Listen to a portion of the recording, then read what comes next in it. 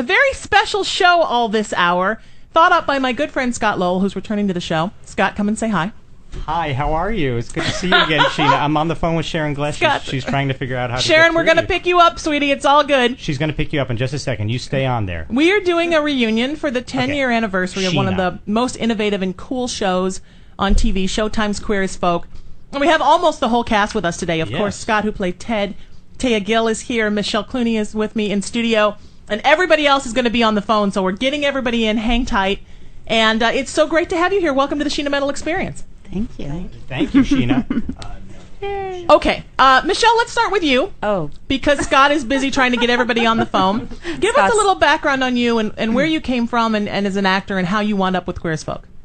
Oh, boy. I didn't know I'd be first. Where did I come from? I hail from Portland, Oregon. I moved to Los Angeles at a young age to follow my dream, and my agent sent me the script for Queer as Folk, and I read it, and of course on page like 66 or 70 it said, I don't care what men think about their dicks, and I thought, wow, I want to play this part.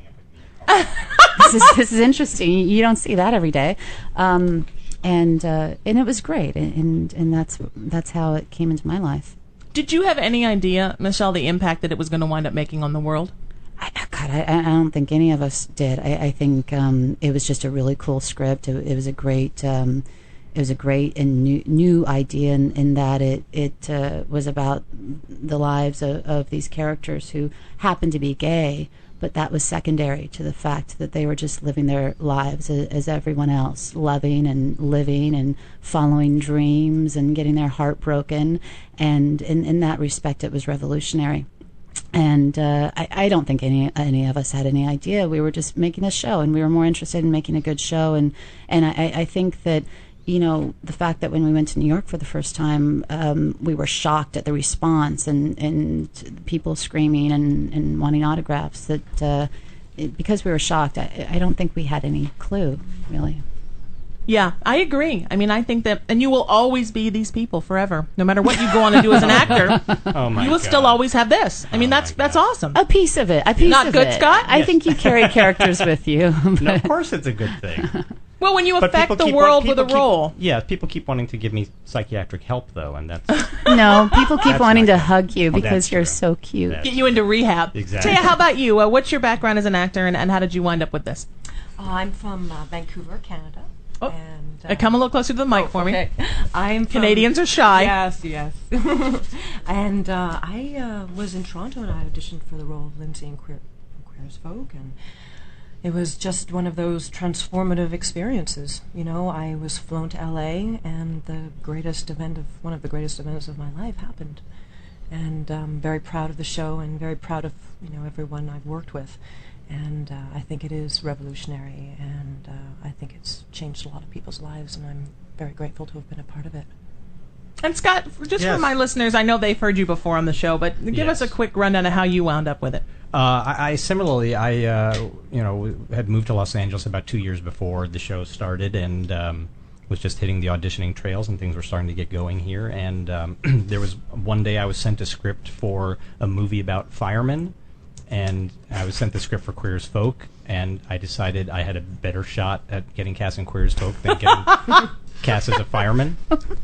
And so I did not go to the fireman audition, and I went to the Queer as Folk audition. And even though Ted originally was described in the script as being chubby and balding, I was like, oh, well, I'm not quite there yet. But I just understood the guy so well, and I just loved the script, and I just went in, and I don't know. And I think they didn't really have a clear definition of this character, so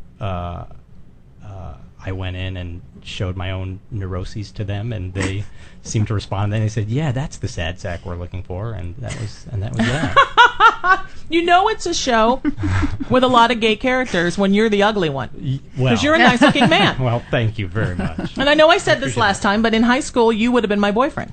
You would have been the one that I went after. I would have been honored. Because you were kind of like had that wounded puppy thing. Yes. And Scott's hot. Oh, come on. But he is, though. Really is. Yeah. This is why I brought the girls into the studio. For just this reason. Okay, so we've got people on the phone. Yes. Now, Peter Page was trying to call. He said he's disconnected from you. I'm going to have him call you back right now. Please. Okay. I love Peter Page. I'm almost stalking him. Yay. And Michelle, I loved you in Leaving Barstow. Oh, which was directed by Peter Page. Oh my God, what a fantastic film! Thank you. It stayed with me for like a week afterwards. Oh God, that's so sweet. Well, I was directed by Peter Page, who is phenomenal. He's not only a great friend, but a great director and a great actor. And he was just on, what was he? He's on The Closer. He was great on The Closer. Yeah, The Closer. Kind of Did I say brassy The Closer? and nasty. I'm thinking of that play, Closer. Very Hannibal Lecter. Yeah, He was brilliant. He was brilliant. I love him. Love him. Okay, so we have on the phone, of course, Gail Harold, who's returning to the Sheena Metal Experience, who I love. And also the wonderful Sharon Gless, and Robert Gant is with me as well. It's welcome to all of you for being here. Thank you. Can you hear me? I can hear you all. Okay, I'm going to ask you what I ask all the peeps in studio. Let's start with you, Sharon. You already had an enormous career and had done television and film, and you're a wonderful actress in theater. What about this role really grabbed you? I thought when I read it, I thought this is the sexiest thing I've ever read. Not that my scenes were sexy, but I thought it was so stunning. I wanted to be a part of it. And I loved the role of Debbie. I just thought she's so outrageous, and I can do something with this part.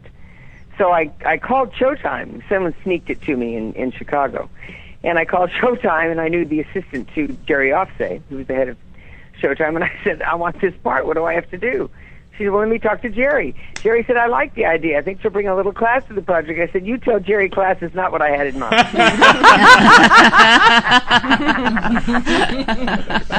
Sharon, did you have any idea at the time that you were going to become sort of the poster child for PFLAG moms for, perhaps eternity?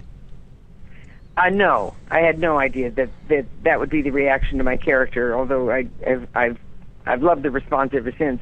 But I knew it was going to be a very important piece, and nothing like this had been done before on television. In fact, when I went to meet the producers, I said, are you going to shoot what I just read? Because sometimes, they write scripts to get the money up. That isn't necessarily what they shoot. Do you know what I'm saying?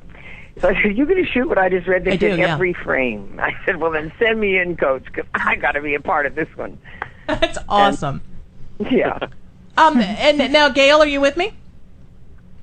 I am. Can you hear me? Yeah, it's so nice to have you here. Hi, Gail. So nice to talk to you again. Hi, Gail. Hello. Hey, Gail. Hello. Hi, Gail. Hello. Hi, Gail. Gail, last time Gail was here, we talked about Greek theater for an hour and Greek tragedy. We didn't even hardly talk about Queer as Folk.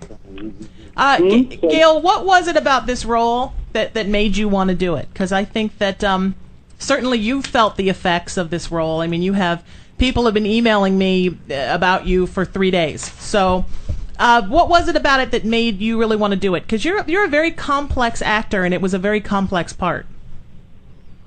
I was... I think just listening to Sharon there for a second, actually, I shared something with her, and forgive me, Sharon, if I misinterpret what you said, but there's something about, I think what kind of got to me was the dare of it, is this really going to happen? And if it is, would I be able to be able, I'm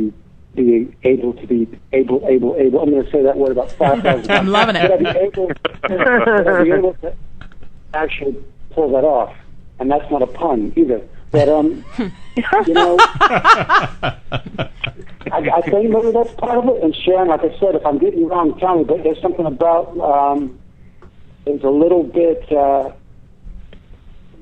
terror in trying to imagine myself being able to not only do the physical acrobatics involved, but also being believable as the man who was that character. And I've seen the original, and it kind of blew my mind. And that was long before I ever knew they were going to make an adaptation. So that's right, the British version. Mm-hmm. Yeah. Did you have any? No, you're not wrong. That's how I felt. Did you have any idea, Gail, how it would kind of change your life in some good ways and some kind of weird ways, that you would become an icon? No, for being someone who's kind of guilty of overthinking things, I totally missed the clues that were coming down the line. Like I didn't I didn't see it coming at all. And actually, it was a little bit shocking, you know. It kind of, you know, I don't know how you other guys, you know, Michelle and Tay and Scott and Robert and Sharon. I mean, you kind of withdraw a bit when you have that sort of a reaction. It's so, it's great to have a really positive reaction, or any kind of reaction that's got that sort of intricate to it. But it kind of makes you, you know, try to grab your bearings for a second, you know? Mm. Yeah, I can imagine.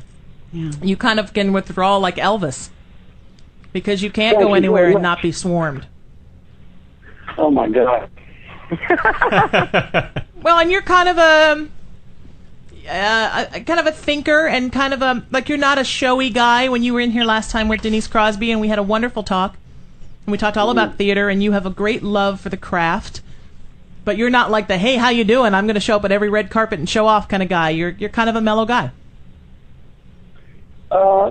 Yeah, that kind of creeps me out, but that's not my trick.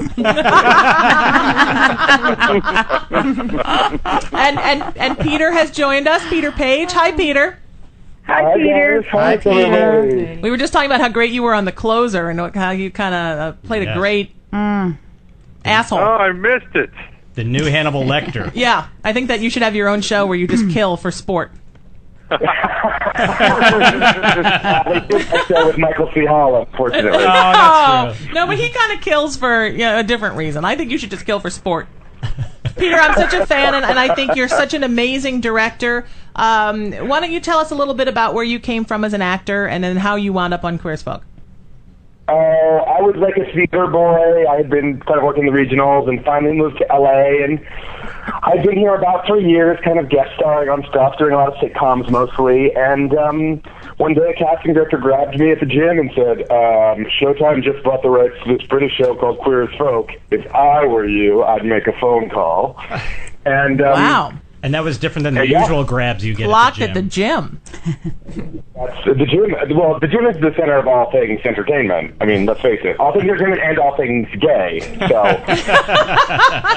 the nexus of those two axes. So and really the rest is history. I was in the first day of auditions.